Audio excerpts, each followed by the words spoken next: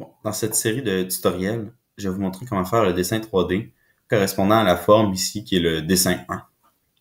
Donc pour commencer dans ce tutoriel-ci, je vais vous montrer comment faire notre base. Donc on va faire ce qu'on appelle une esquisse qui correspond au rectangle qui est au fond du dessin 1, puis après une extrusion qui correspond à la hauteur qu'on va y donner.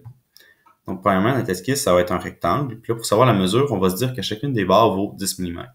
Donc notre rectangle va faire 1, 2, 3, 4, 5, 6, 7, 70 mm par 1, 2, 3, 4, 40 mm.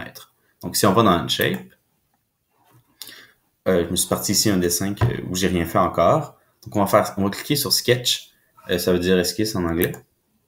Là, on nous dit de sélectionner un plan. Ça veut dire où est-ce qu'on veut que notre esquisse soit. Comme vous, qu'elle soit horizontale, on va cliquer ici sur ce plan-là. Là, maintenant, il faut choisir la forme qu'on va dessiner. On va faire un rectangle. Mais ici, là, par défaut, c'est un rectangle qu'on définit par les coins. Tandis que moi, je veux un rectangle qui est centré sur le centre du plan. Donc, je vais cliquer sur la petite flèche et je vais faire Center Point Rectangle. Donc là, je vais venir cliquer sur le point ici qui représente le centre. Et là, en me tassant, je vais pouvoir commencer mon rectangle. Et là, c'est vraiment pas important de voir les bonnes mesures, parce qu'une fois qu'on reclique, on a l'opportunité de rentrer les mesures à la main. Donc ici, on veut que ce soit 70 mm. On peut juste écrire 70, ça va faire des millimètres par défaut. On fait Enter, et là on fait 40. On fait Enter, et ça nous donne notre esquisse. Donc là, comme on est satisfait de ce qu'on vient de faire, on va cliquer ici sur le petit crochet vert. Maintenant que notre esquisse est faite, on va faire l'extrusion qui donne la hauteur à la forme.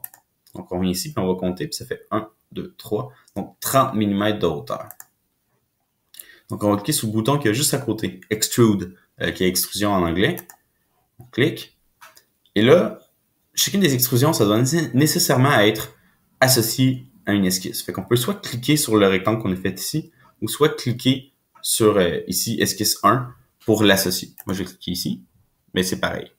Et là, par défaut, il nous rajoute 25 mm de matière. Maintenant, on vient de compter, puis on sait que c'est 30 mm. On fait 30. On fait sur le crochet. Et là, notre base est faite.